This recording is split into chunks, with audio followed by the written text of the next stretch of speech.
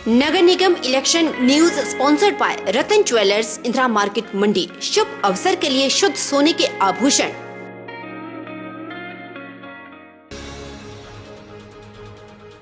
बुधवार को UCO bank Ladbharol के हेड कैशियर रंगील सिंह ठाकुर बतौर हेड कैशियर सेवानिवृत्त हुए। यूको बैंक में अपनी आखिरी दिन की हाजिरी लगाते हुए उन्होंने स्टाफ को और अन्य लोगों को नम आंखों से अलविदा कहा। उन्होंने यूको बैंक में 36 वर्षों तक अपनी सेवाएं प्रदान की। जोगिंदरनगर विधानसभा क्षेत्र के अंतर्गत लड़भड़ोल में 6 वर्ष पहले यूको बैंक की शाखा खुली थी। तब से लेकर आज तक रंगील सिंह ठाकुर यहां पर कार्यरत थे और लोगों को अपनी अच्छी सेवाएं प्रदान कर रहे थे। इस दौरान बैंक के मैनेजर एस राणा ने बताया कि रंगील सिंह ठाकुर एक बहुत अच्छे इंसान हैं और उनका व्यवहार बहुत ही अच्छा है। उन्होंने बैंक में बहुत अच्छी सेवाएं दी हैं, जिसके कारण उनको हमेशा याद रखा जाएगा। लोगों के प्रति, कस्टमर्स के प्रति जो प्यार दिया है, जो कस्टमर की इन्होंने सेवा की है, बैंक के प्रति इनका जो समर्पण है, जब मर्जी इनको, जब भी कोई कस्टमर जिस समय भी आए तो उनके ये अपने बड़े तहे दिल से कस्टमर का अपना स्वागत करते हैं, क्योंकि कस्टमर ही बैंक के लिए एक भगवान माना जाता है। अगर कस्टमर्स को हम अपनी सेवा सही ढंग से ना दे पाए, उनसे सही ढंग से बात न करें, तो अगले टाइम दूसरी बार कस्टमर बैंक से आने से भी दिक्कत आता है और बार भी बातें करते हैं कि यूको बैंक में तो हमें सर्विस नहीं मिल पा रही है, वहाँ का स्टाफ अच्छा नहीं है। पर मैंने भी 8-10 महीनों में यहाँ देखा है, सुना है, और हमारा स्टाफ जो है यहाँ यूको बैंक का सारा स्टाफ ठाकुर जी के नेतृत्व समझे ये लोकल है, तो इनके साथ चल के बड़ी अच्छी सेवाएं दे रहे हैं। लोगों का बड़ा अच्छा यहाँ फीडबैक है। नूरपुर के पूर्व विधायक अजय महाजन ने प्रेस वार्ता कर मौजूदा सरकार को घोषणाओं की सरकार बताया। अजय महाजन ने कहा कि मौजूदा सरकार ने सिर्फ वायदे ही किए हैं। नूरपुर में सिर्फ वायदे ही वायदे हैं, जमीनी स्तर पर कुछ भी काम नहीं किया गया है।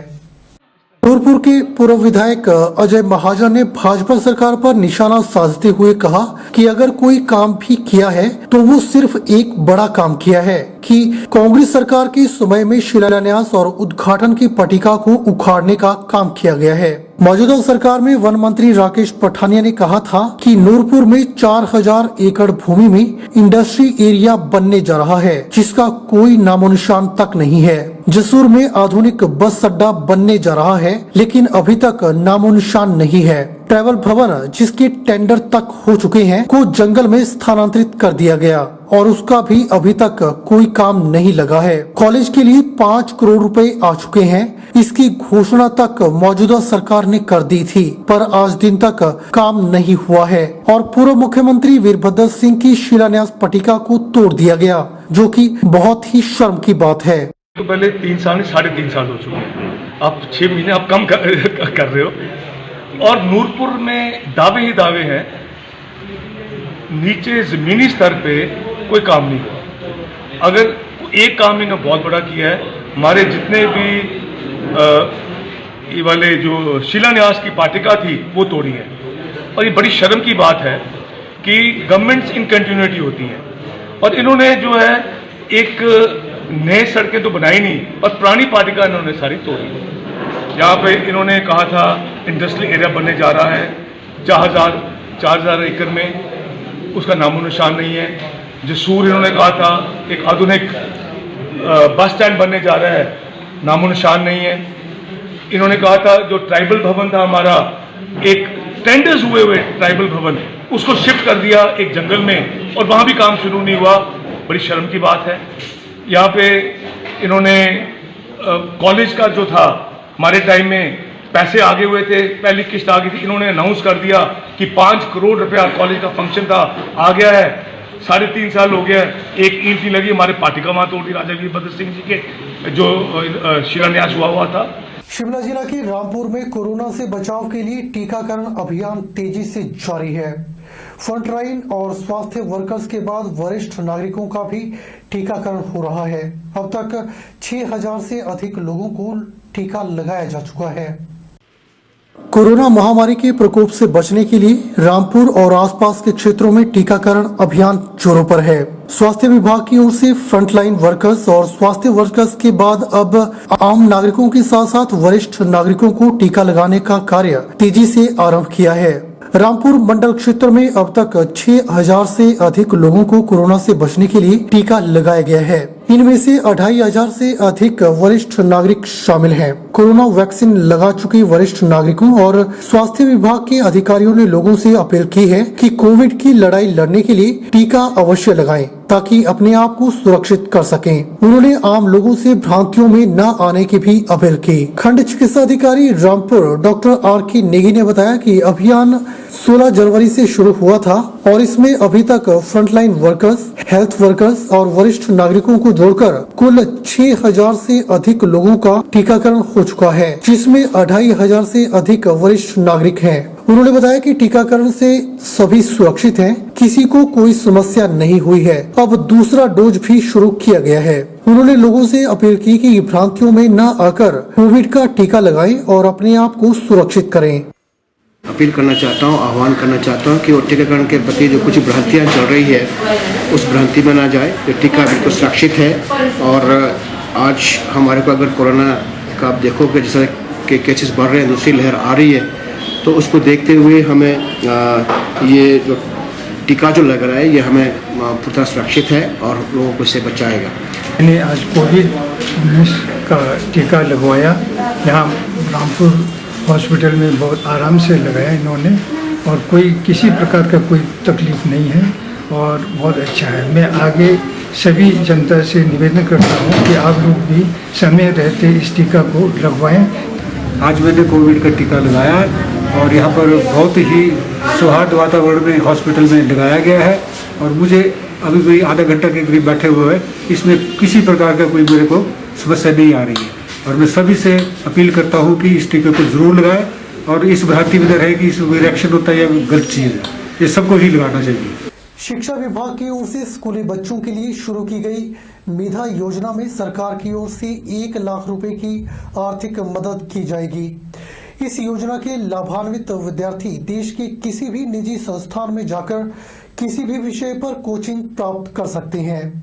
इस योजना के तहत मिलने वाली राशि सिर्फ विद्यार्थियों को कोचिंग प्राप्त करने के लिए खर्च की जाएगी।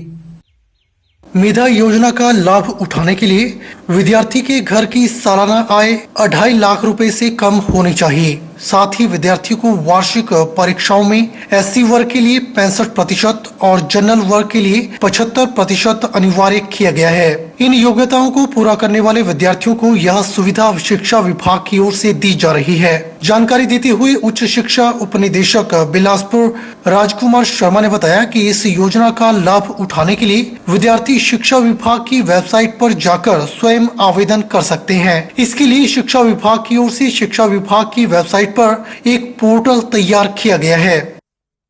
विशेषकर उन बच्चों के लिए जो बच्चे पढ़ने में बहुत अच्छे हैं, मेरिट में स्टैंड करते हैं, अच्छे नंबर ले रहे हैं और आगे कॉम्पिटिशन्स में बैठने से पहले उनको कोचिंग की जरूरत होती है। कोचिंग को कुछ बच्चे अपने घरेलू परिस्थितियों की वजह से जो है वो नहीं ले पाते हैं। उनके लिए एक तो मेधा प्रोत्साहन योजना है जो कि स्कूल लेवल में भी बच्चों के लिए अवेलेबल है और कॉलेज लेवल में भी अवेलेबल है।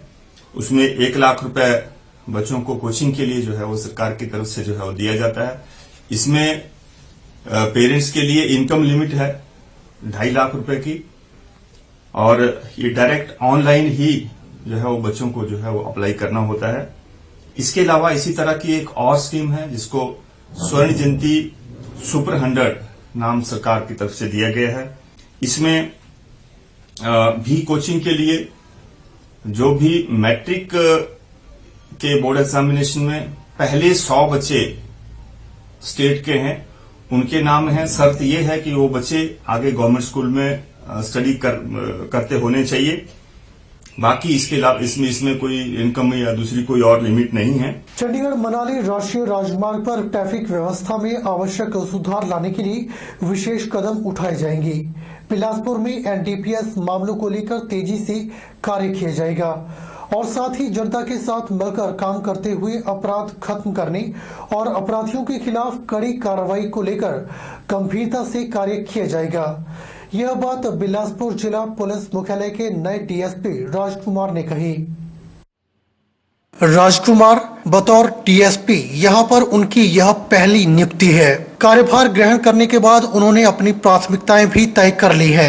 इससे पहले सब इंस्पेक्टर और इंस्पेक्टर पदों पर रहते हुए उन्होंने कई कठिन कार्यों को बखूबी अंजाम देकर विभाग में एक अलग पहचान कायम की है। मंडी जिला से ताल्लुक रखने वाले राजकुमार का जीवन चुनौतियों से परिपूर्ण रहा है। कड़े संघर्ष के बाद वे 2008 में सब इंस्पेक्टर के पद पर नियुक्त हुए थे। तो मेरा जो मेनली जो प्राथमिकता रहेगी, जो भी हमारे सीनियर अफसर्स की तरफ से जो भी दिशा निर्देश प्राप्त होंगे उसको जो है धरातल पे जो इम्प्लीमेंट करवाने की जो हमारी कोशिश रहेगी। इसके अलावा जो एनडीपीएस के ऊपर इसके जो सोर्सेज हैं, जो बड़े स्मगलर्स हैं, उनको पकड़ने में भी हमारी प्राथमिकता रहेगी और खासकर जो रूट है, जो सोर्स है, सोर्स को पकड़ने के लिए हम जो प्रयास करेंगे। और अगर ट्रैफिक है, वैसे तो ठीक चली है व्यवस्था, फिर भी अगर कोई इम्प्रूवमेंट करने की जरूरत होगी बीच में जो चेक करके, तो उसके लिए भी हम जो एफर्ट्स करेंगे। और इसके अलावा जो पब्लिकली जो भी हमारे पास सुझाव आएंगे उनको भी प्रायोरिटी पर जो हो सुना जाएगा, तो उसके हिसाब से भी जो भी इम्प्रूवमेंट की रिक्वायरमेंट होगी वो की जाएगी। आज के इस अंक में फिलहाल इतना ही। अब मुझे दीजिए इजाजत और आप बने रहिए SP 24/7 के साथ। नमस्कार।